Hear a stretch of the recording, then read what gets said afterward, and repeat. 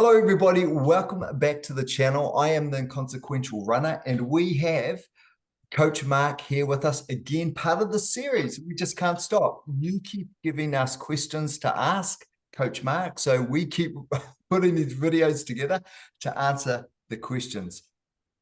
If you're new to the series, short, sharp, one question per video. And yeah, we try and make this so it's rich, full of information. Now, we know with the YouTube algorithm, you get the same sort of material over and over. So if you do like what you see today, click on subscribe, and that means you get kept in the loop with these videos. And if you're interested, go into some of our back catalog.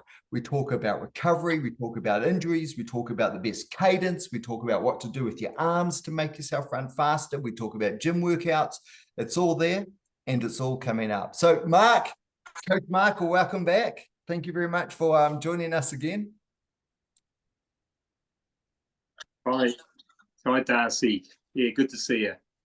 And the question we've got for you today is breathing. How can we, or are there any tips? Are there any tricks? Well, we know that there must be. So we'll ask you, Mark.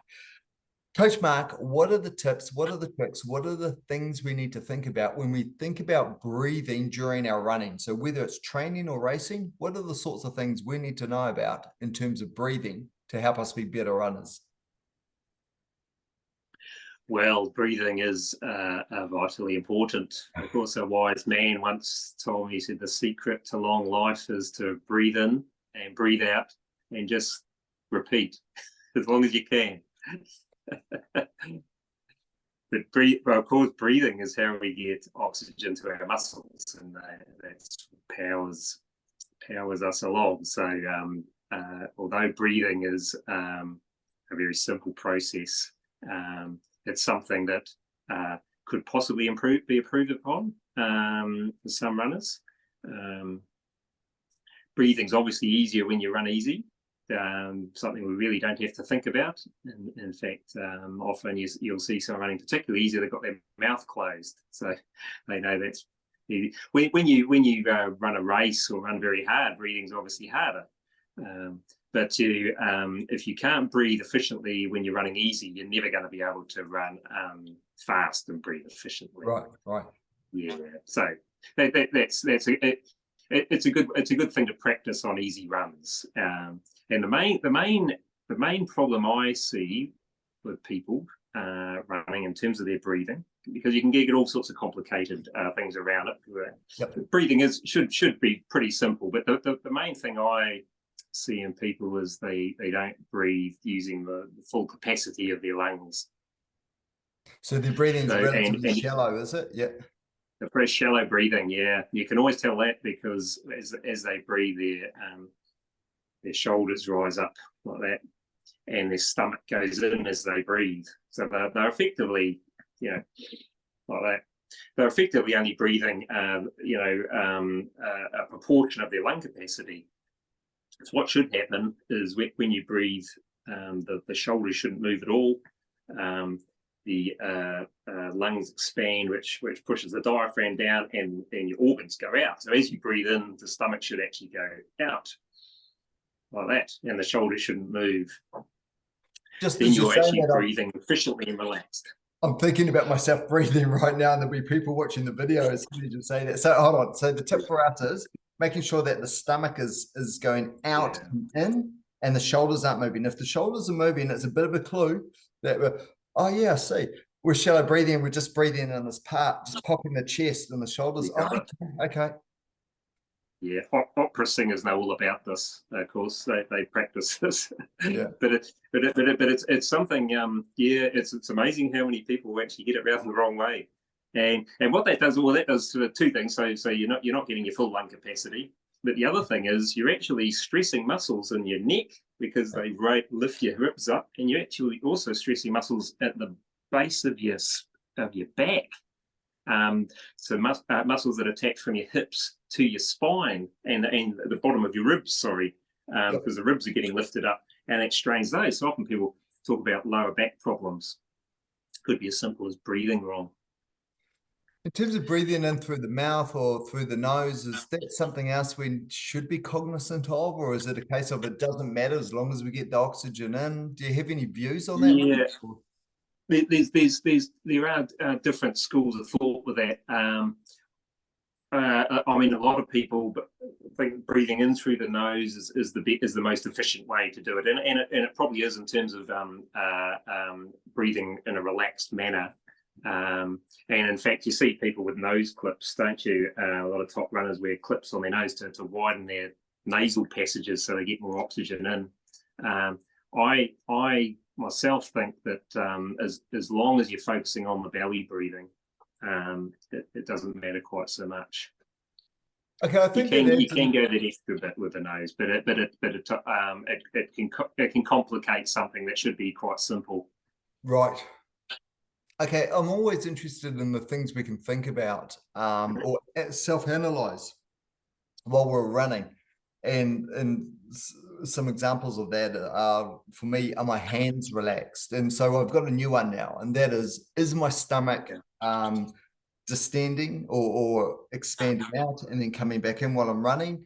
And are my shoulders nice and staying in the same place? Or are they going up or down? And if they are going up or down, then I've got to change the way I'm breathing.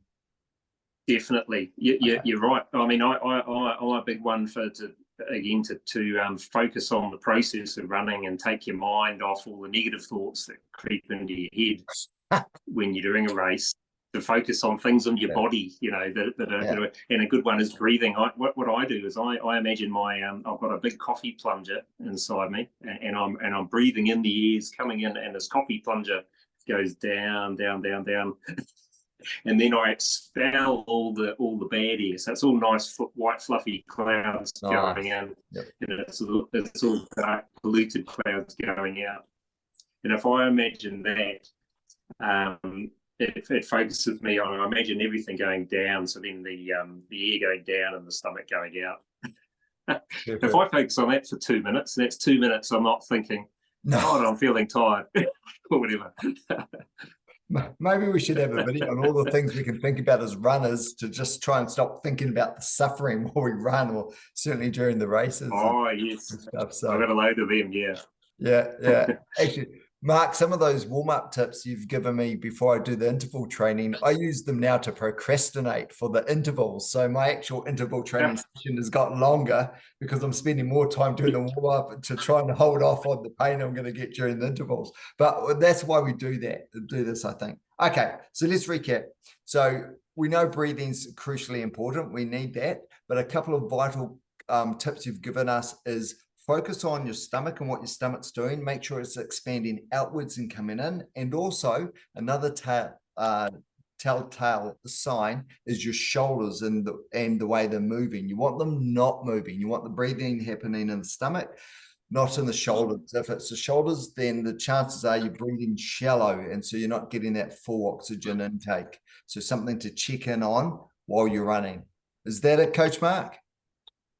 That's right, yeah. And if someone finds they're breathing the other way around, yes, then it's a pretty hard ask to go straight into running hard and breathing the right way around. So it's something you need to practice. I initially used to breathe the wrong way around, and all I did is I just stood there and placed one hand on my collarbone there, and the other hand on my stomach. So as I breathed in, my collarbone didn't move. So that's not going up. And as I breathed in, my hand went out. And I just did that until I got it right. Then I practiced it on easy runs. Again, like I said in an early interview, if you're bringing in something new, just do it for, say, 1 minute out of 5, and then gradually increase it. And then you start practicing it in intervals. And then you're away. It's once you have it, you never go back. You have it for life, and you find you're getting more oxygen and you're more efficient, more relaxed.